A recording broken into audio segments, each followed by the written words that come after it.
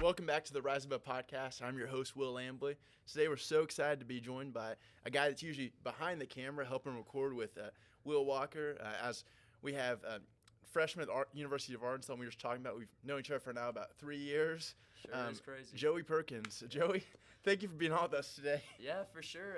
It's great. Like Will said, I'm usually the one behind the camera, and so today to be in front of the camera, it's a little different, but it's sure an honor. And Will does a great job week in and week out, and I'm just glad I get to be along in the process. Yes, sir. Yeah, I always appreciate Joey.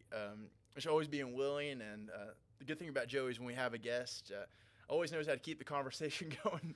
Yeah, I like to have a good convo, come from a big, long family of big talkers, so it can be a little crazy at the dinner table sometimes. Yeah, I remember I was thinking before we started recording, we probably met about 3 years ago today. Do you remember when we first met? Man, so crazy enough, Will's younger sister, Taylor, is my girlfriend, and we're actually coming up on 3 years soon, so pat on the back, just kidding. Yep. So Rand's going to make a dinner. Yeah, exactly. No.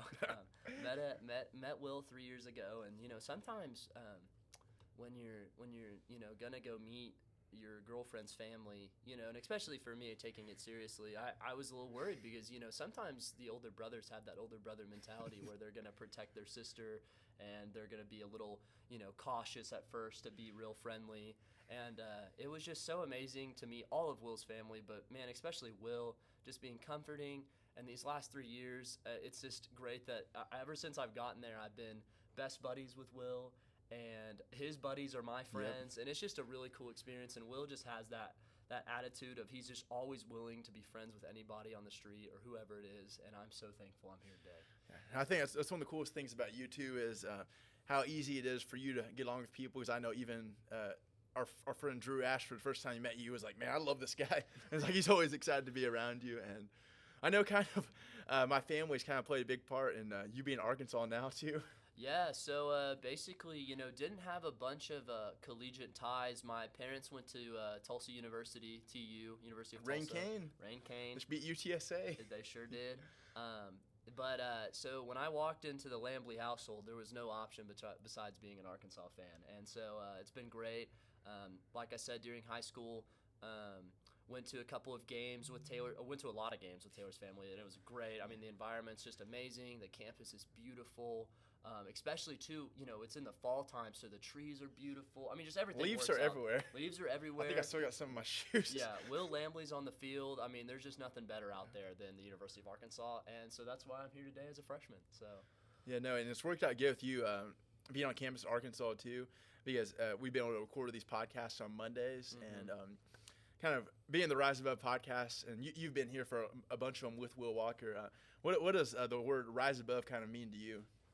Man, one thing I want to say, and to get to the point, I hope it feeds into it, is that, man, this podcast, so I've been here for the last 3 years, and this podcast has just grown in so many ways that it's just so cool. Like, I think that this podcast rising above from when it was just, Will's iPad propped up on a little table and, microphones that we plugged in, and sometimes it worked, sometimes it didn't, yep. To where we are today.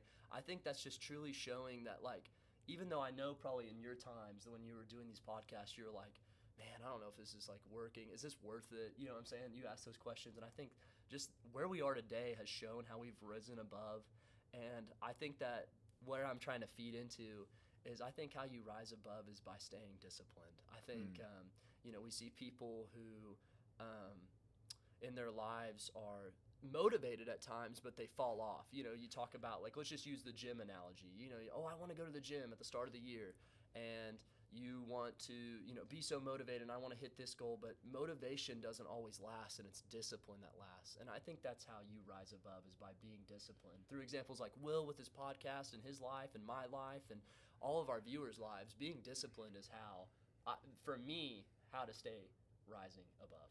Yeah, no, I think that's great, and I think it's so true because so many times in life, it's so easy to get motivated. I'm drinking an energy drink right now. You're going to be juiced up and motivated when you're got caffeine in you, you're fired up, but whenever that wears off, who are you? Exactly. And I think that's important to look at even verses like Galatians 6:9, where it says, don't grow weary of doing good, because at the proper time you reap a harvest when you do not give up. And I think that's something that's so cool about the Bible. And even you've been able to see too, there's been some different verses that you've shared with me that have helped you in your own life about things might not always go how we want it to go.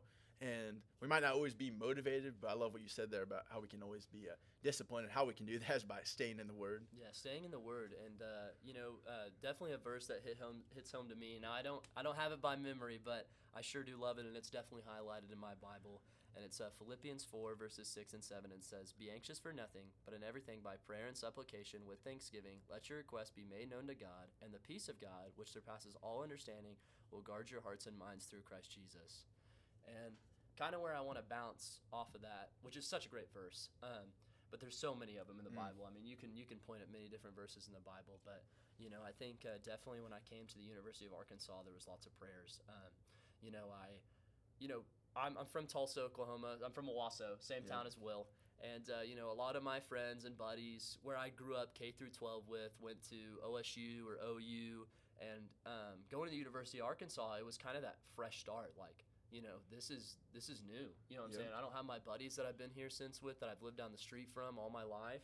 I don't have the church that I went to when I was younger with my parents there to support me. Now you got guys like Seth Tomboli. Exactly. I definitely prayed a lot through that verse, is just letting my requests be made known to God, of that, there's uncertainty in front of me, but God, just please guide me in the way of finding people that will set me up for success. And so far, those prayers have been answered. I'm so thankful for New Life Church. I'm thankful for Will Lambley, his buddies at the BCM. I'm thankful for all the friends I've met throughout this process. And, I'm not even a semester through, but it's just been great to have people that are here for me and excited for me and just want to support me. And it's been great so far. So that's awesome. And I think that community is so important, because like, you just never know what can happen in a day, but just having those people around you is so key. Because I saw a video the other day of a kid who had Down syndrome, and he's in this program, like how they have the Empowered program at Arkansas. He's at the University of Clemson, and he wanted to rush a fraternity, and some people in the fraternity were like, "Oh, we don't know how this is going to work, or like how we're going to be able to help him." But something they realized is that just by him being around, it helped them more than he needed their help, because of just his impact with his positive attitude. And something he said after was, he said whenever he's around his buddies, he almost feels like he doesn't even have a disability because of their encouragement and support. And I think that's so applicable for like any walk of life, and anyone, whether it's in college, business world, getting plugged in with a church. I think when you find that community, and you might not always find that community automatically, but it doesn't mean things can be perfect, but it does mean you have people to lean on. Like, even Jesus didn't do this life by himself. He had disciples that he would go with him through life. And yeah, exactly, Will. I mean, definitely amen on that. I think, in this life, it's so hard to do it alone. I think that, there's so many worries of this world with, especially in our time, with anxiety, and school, such a pressure, and you're wanting to get this, you're wanting to get that, and there's just so much buildup on you, as well as I want to make friends, and I want to do this, and I want to do that, and it's just all this stuff, and you look at it and you're like, man, there's so much stuff, like just weighing on me, but I think that's where God just like lifts that load, and just knowing that He's going to guard you, He's going to guide you, He's going to show you the way. And I think through my life, there's been times, now I haven't gone anything that's, super adversity, but everybody fights their own battles. And I think that, in life, with you fighting your own battles, that if you give that over to God, like, I know I can't quote it directly, but I think it's in Luke 6, I think, but maybe not. I'm gonna go ahead and go. But it's when Jesus is on the boat with the disciples, and the thunderstorms are coming, the rain's coming, and they're all worried and hassled up, and Jesus is sleeping. And they're like, Master, are you not worried? You know what I'm saying? Like, are you not going to do anything about this? And I think where the disciples made the wrong move was they didn't trust in God. All this was going around them. All of this was hurt. You know what I mean? But they didn't trust that they were going to, even though the disciples were delivered through so many situations through God's power and God and Jesus. And it's just cool to see that, let Jesus be the master of your life. Let him guide you. Don't, worry about the things of this world. He's going to bring you through.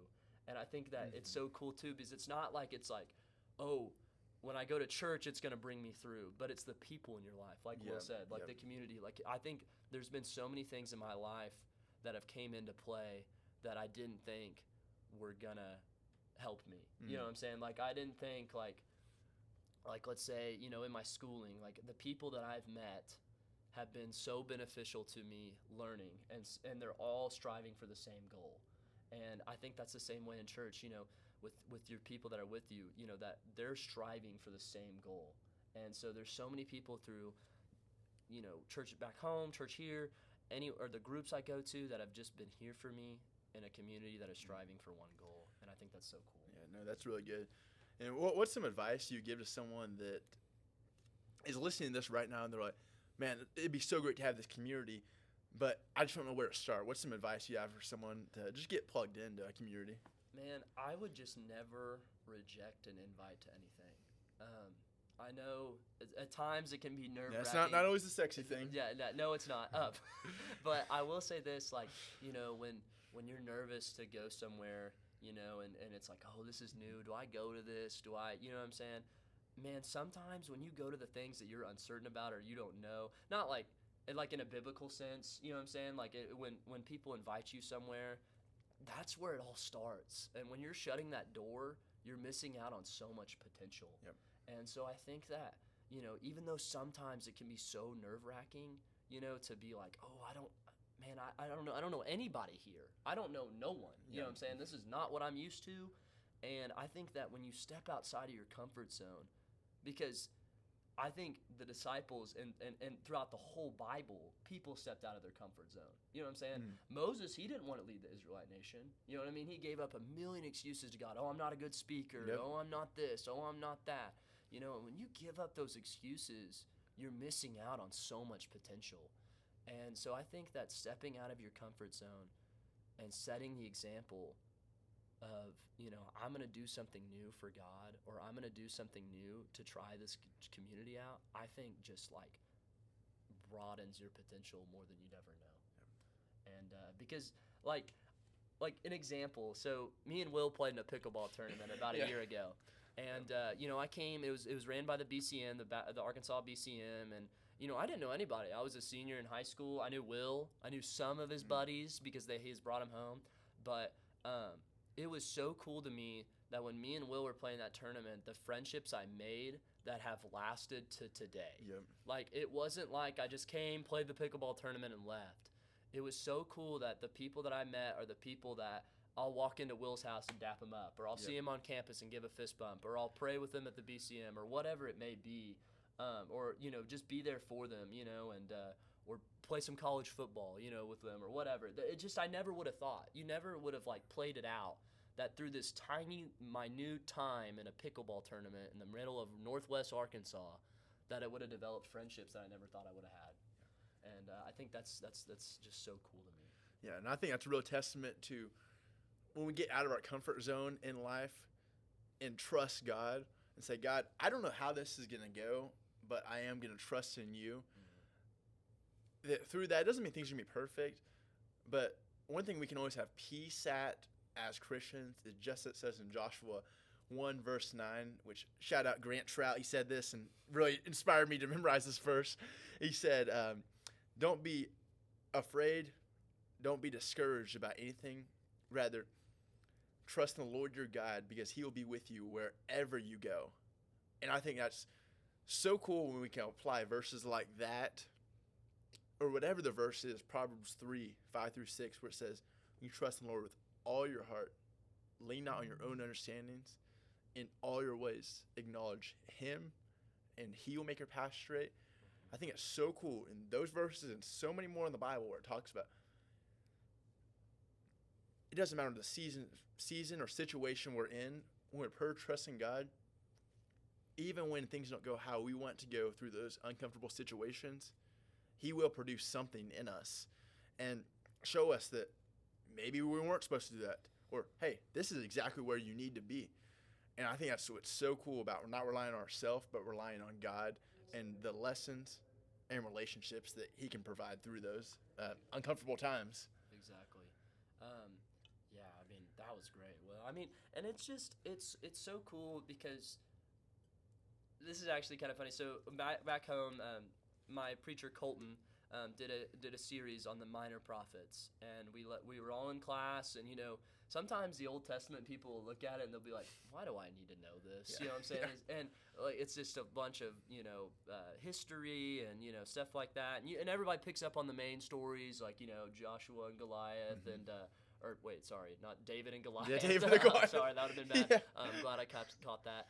Moses, Abraham, all the stories. But it was so funny. We sat down and we were like, let's do the minor prophets. And kind of in the minor prophets, from what I got out of it, is, Israel wanted to lean on their own understanding. They wanted the things of the world, the idols, the women of the other nations. They wanted to do all this stuff and mix in this impurity, and sometimes even not just like completely disobeying God, but they wanted to be like, we'll do your feast, but we're only going to do this part of it, or we'll do your this, but we're only going to do this part of it. And of course, the story is that God is not happy. You know what I'm saying? He's not happy with that. And he's, and it kind of just repeats itself over and over again. But I think that what is cool is that when they trusted in God, God wasn't mad at them. And also, they were so much more prosperous every time. And I think that's so cool is that when you are in God, you're so much more prosperous, and there's so much less, impurity and kind of like mixing of different things. And I don't know, I just feel like when in the Old Testament, when the people of Israel trusted in God, they were blessed beyond compare. And that's why they were such a great nation, is because God was the true God, and they weren't following all the idols of the world. And of course, we don't have idols today, but when people put stuff in front of God, that's your idol. When you put your job in front of God, that's an idol. When you put making money in front of God, that's an idol. When you put your significant other, your spouse, that's an idol. And so I think that doesn't make God happy, and that's when the impurities of this world, when you start following the things of this world, starts to happen, is when you don't trust in God, when you don't put your faith in God, when you don't rely on Him and know that He's the right way. Because there's so much stuff in this world that you can follow. It's crazy how many things you can get into. If you go into a bookstore, you see books that say, oh, this is 1,000 ways to be successful, or 1,000 ways to find fulfillment. Yeah. But the awesome thing of the Bible is it is like right there, as it says in Romans 10, verse 9. When you confess with your mouth that Jesus is Lord and believe in your heart that God raised Him from the dead, then you will be saved. Exactly. I think that's what's so cool about like the Bible, and just what God has done for us, and sending His one and only Son, Jesus, to give us hope. Because as you mentioned, like, man, it's so easy to, in this life, think, oh, we can find hope from that thing, this thing, or that relationship, this person. But what's so awesome about God is no matter what we're going through, what we have done, or what's to come, we put our trust in Him. He never says things will be perfect, but just as it says in Isaiah, it says, youths will grow tired and weary, young men will stumble and fall, but those who hope in the Lord will renew their strength. They will soar on wings like eagles. They will run and not grow tired, and they will walk and not fall down. So just in that, it's saying that you put your hope in God. Oh, it doesn't mean things are going to be perfect, but it does mean when you face that stumbling block, when you don't know where to go, you can find something that can give you hope, no matter what. And I think that's what's so awesome about the position we're both in, too, in college, is we both kind of might have an idea of what we want to do for the future, but in a sense, like, we don't know. Yeah. But that's what's so awesome about just not relying on ourselves, but just letting go and letting God. Because I know I figured out in my life that's been the one thing that's given me hope, no matter what I see in the future.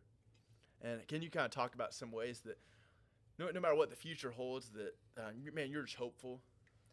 Well, it's just so it just always leaves a smile on my face when I know that this world is not my home. When I know that I have a place I'm going in heaven, that God has a place for me, and I think that's something that leaves a smile on my face when I fail a test, and it sucks. Yeah. It sucks in this world. There's no doubt about it, but it's in the past, and the best thing I know is that I'm going to rebound from it, but that God's got me throughout all my life, through all my failed tests, through all my lost matches in tennis in high school, through all my failures, through all my sin. God's always has my back, and I think that's just something that you can lean on, especially, we talk about, with sports. That's what I always kind of relate back to, is that, when I was playing tennis in high school, man, my first couple of years, it was rough because I just was so wound up. I just was so wound up and focused. Like all my pictures were horrible that people took of me because I just looked like angry, and which is good to take things serious, but it's just like after those matches, I just was like, oh, geez. I was just thinking about how, oh, now I'm going to have to win this, and I've lost to them, so now I'm going to be behind them, and blah, blah, blah.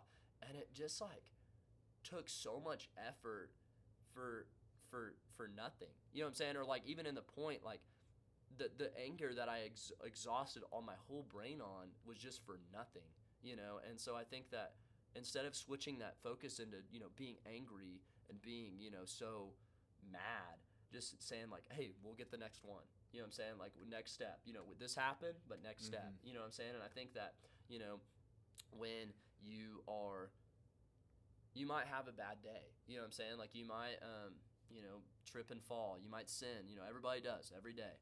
And I think the best thing is that, when Christ came down, he died for us so that we can have the hope of salvation, and that hope is through him. And so whenever we sin, well, yes, it's not like, oh, Jesus is giving us a bunch of free passes. You know what I'm saying? That's not what I'm saying at all. But I'm trying to say that, you can rebound from that sin because Christ died on the cross for you.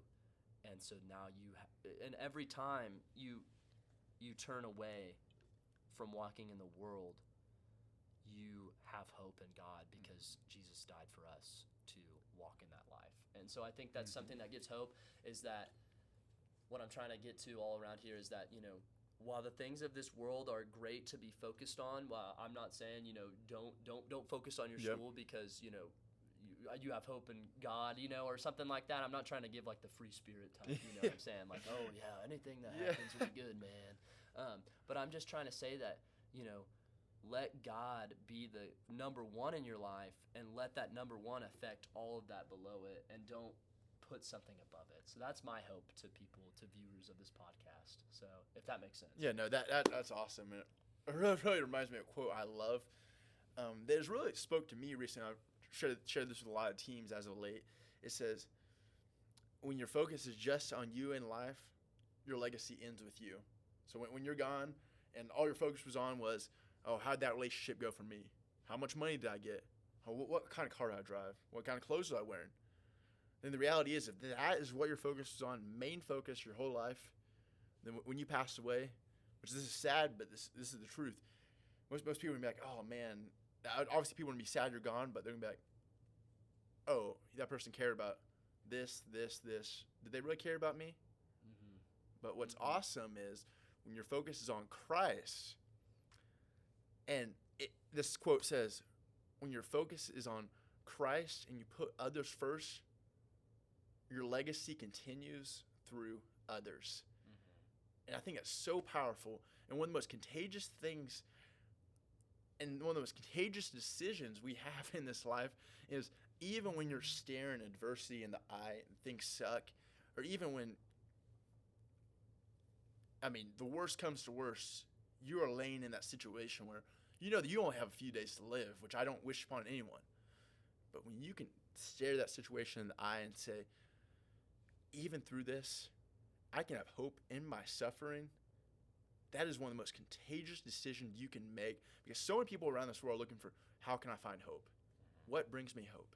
And the reality is, most things in this world, if you keep searching for them for hope, it's going to be like you're trying to grab water in the ocean. It might be there for a second, but after a few seconds, it's gone. Mm-hmm. The awesome thing about Christ, it says in Romans 5:3-5, Paul says, not only that, but we glory in our suffering, because suffering produces perseverance. Perseverance, character, and character, hope. And Christ does not put our hope to shame, because his love has been poured onto everyone who believes in him through the Holy Spirit, who has been given to everyone who makes the decision to follow Christ. Mm-hmm. And I think that's so awesome, because even in the lowest of lows, man, we can have hope because of the promises that Christ has provided for us in the Bible that are unwavering no matter any situation. Mm-hmm. So I think that's something great about just our future in general. About might not always have the answers, might not always know, or be able to see what's in front of us, but we can continue to keep going and carrying on because of Christ and what he's done for us and what he continues to provide in our life. Mm-hmm. For sure. Yeah, too. And one thing I did want to touch on as well is something that can bring you hope is just leading by example. Mm-hmm. You know, in your life, you know, not all the times like people are gonna like actions, like, you know, the quote, actions speak louder than words. You know what I'm saying? You can say I'm sorry, yeah. I'm sorry, but until you do something about it, that sorry means nothing. Mm-hmm. And I think that, you know, I think that's good, because we're all gonna mess up, but just showing that in that mess up, when you say sorry, like change your actions and mm-hmm. just people can see it. I think that's good. And I think too, you know, big thing is when you're in Christ and you're leading by example. I think in my life, because people want to make, you know, discipling others awkward. The devil wants you to make you feel like, oh, that's weird. You know what I'm saying? Like, oh, I don't want to go do that. Yeah, I think the culture almost wants to say that, like, the popular thing in the culture is, this isn't cool. Yes. The cool thing is, everyone wants to say, oh, it's partying, getting drunk on the weekends, smoking weed with your buddies. But what's awesome about a relationship with Christ is, like, man, you can have a great time with your buddies reading the Word. You can have a great time, like, worshiping Christ. You can have a great time going to church. Those things don't have to just be like, oh man, we're doing this. But it's like literally in the Bible it says, like, the devil comes to steal, kill, and destroy, but Christ comes so you might have life and have it to the fullest. So, like, you don't just have to be like energetic when you're on energy drinks like I'm on right now, but like you can have it like through Christ. And I think that's something that's awesome about. Exactly. I don't know if that's what you're going on, but I honestly love that point, because it's you know, man, college, and for those, I hope there's some high school listeners out here. College is such an eye opener. Yeah. The first weekend I was here, I just was amazed, and you know, that's, you know, partying and stuff like that, and the things of this world happen in high school, but man, amplify it by 400 when you get to college, and not to condemn the people who are out there partying or, you know, stuff like that, but I think and I hope I'm speaking on Will's part too, but what we're trying to get at is that it's just full of nothingness. You know, it's just full of nothing ever good, I feel like, has come out of, you know, the partying type lifestyle. I feel like people always, whether it's, you know, through you become like a medical condition like an alcoholic, or it's, you know, you just like rely on it so much that like you don't know how to have fun without it. Yep. And I think that what's so great about having a relationship with God is that there are so many people out there that want the same thing, that are striving for the same goal, and they'll have, and it's just, it brings a smile on your face that you've got Christ in your life, and that it's so fulfilling, and you're working for something, and you've got people who are striving for the same goal, and that's always what leaves a smile on my face. I loved in high school and in college going to different services or being at church or whatever it is. It brings such a smile on my face to see people worshiping God and giving their full dedication to Him. And I think that it's so more fulfilling than the things of this world. I mean, if you prioritize sports, that's only going to last for so long. Yep. You're going to eventually retire at some point, whether it's in high school or you just don't want to play it anymore, or let's say you make it to the pros. It's eventually going to end, but God lasts forever. Mm-hmm. And that's just what's so powerful. And when you figure that out, it takes a hold of your life, and it just brings so much joy and happiness and just peace to know that. And that's Yeah, just no, what that's awesome, and it goes on great with how we're closing out today with just about how no matter what your past looks like or what you look like right now, maybe you are in that category where you're just chasing everything in the world for fulfillment. Jesus died on a cross, not because he knew we were all gonna be perfect. I mean, I have things that I just regret doing in my past. I know Joey has the same thing. I second that. But the awesome thing about a relationship with Christ is he literally says in Romans, for the wages of sin are death. But when you choose Christ, the gift of Christ is everlasting life. And that everlasting life isn't just something where on this earth you can say, oh, I have the everlasting life. I've chose Jesus so I can just continue to live how I want. No, it's something that because you have it, you have the opportunity in good seasons, in bad seasons, in chaotic seasons to be a light for someone. Because you truly never know what anyone's going through. By you making a decision to follow Jesus, even in your lowest of lows, you never know who it can impact. And I think that has truly been some of the people that have helped keep me going in my life that I can look at too, by just being able to see that relationship with Christ through their life, that they had a joy when it made no sense, not because their life was great or because they loved their circumstance, but because they knew that when you're focused on Jesus, others, then yourself, that is how you can have hope and give hope to others. Exactly. Good, Will. Yeah. That was good. Yeah, and kind of a question I wanted to finish off with after that was, if there's one thing that people can know you for, maybe it's someone that came across you once or they knew your whole life, what would you want that to be? Somebody that was energetic and disciplined in the Lord. I hope that I can shine that light to others, because I think that, like we said earlier, actions speak louder than words. And if I can show that internal joy and that everlasting hope and happiness through my actions to others and to my words as well.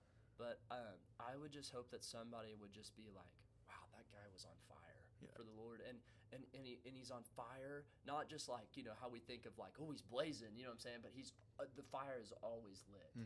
And even if it's roaring. Yeah, keep the fire lit. Yeah, keep the fire lit. And so that's what I would want people to know, is that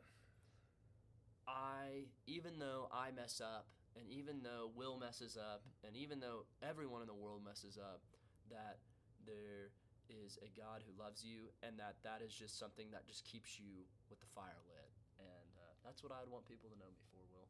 Yeah, no, that's awesome. And I think that's a great statement right there, because it might not always seem in the morning when you're tired, but you're going to go work out, that you want to get the fire lit.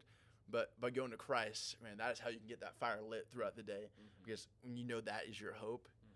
And something I want to add too, before we get off, is if there's anyone listening to this that is struggling or just is looking for that hope in Christ, man, you can always message our podcast. I need to start mentioning this every episode, whether it's me or Joey, and we love to help you and just encourage you in any way we can, and just knowing that just as people have done to me and Joey's life through encouraging, man, we would love nothing more than just be able to encourage you and just show that, man, we're not perfect, but through Christ, man, we can all have hope. And for whatever field we're in, whether it's in the business world, you're in school right now, in a sport, man, we would love nothing more than be able to encourage you and walk alongside you. And kind of going off that, something I want to finish off the podcast with today is obviously there's going to be someone listening to this that is going through something tough or just doesn't know exactly what the future holds. Whether it's a Bible verse, story in the Bible, or just something you want to share with them real quick to let them know that they can keep going and they can rise above. I'm gonna relate back again to just the story of the disciples on the boat with Jesus, and just let God be the master of your life. Whether you're listening to this while you're walking, about to go to work, or to take a test, don't lean on your own understanding, but lean on God's understanding. And I think that's what I want to leave people with on how to rise above, is just stay disciplined and letting God be the master of your life. Man, couldn't have said it any better. No matter what you're going through today, tomorrow, or for the rest of your life, stay disciplined and let God be the forefront of your life. It doesn't mean things will be perfect, but what it does mean is, man, you can have that joy despite any situation you're facing, because your focus isn't about you. And that's truly how, just like Joey said, you can keep that fire lit in your life, even when everything around you is blowing at it, going, trying to just blow it down. Exactly. No, but you can keep it lit, knowing it's not you, it is Christ in you. And I can't thank you enough for being on with us today, Joey. It's crazy how God works, because you were probably about an hour or two ago weren't planning on doing this, but it's cool to see how God should be able to work through this podcast. I know how he will work when it comes out. Yeah, amen, Will. And just be ready in season and out of season. In season, out of season. Thank you for everyone that's tuned in. And if you haven't already, go subscribe to the YouTube, check out the Instagram, and subscribe to any platform you listen to podcasts on YouTube or Spotify or any podcast platform. It'll be the Rise Above Podcast. Just make sure to put the, and then you will find it. And I think it's a blue outline with a white eagle, but I'm not the person to ask on that. But we will catch you guys next week. Peace.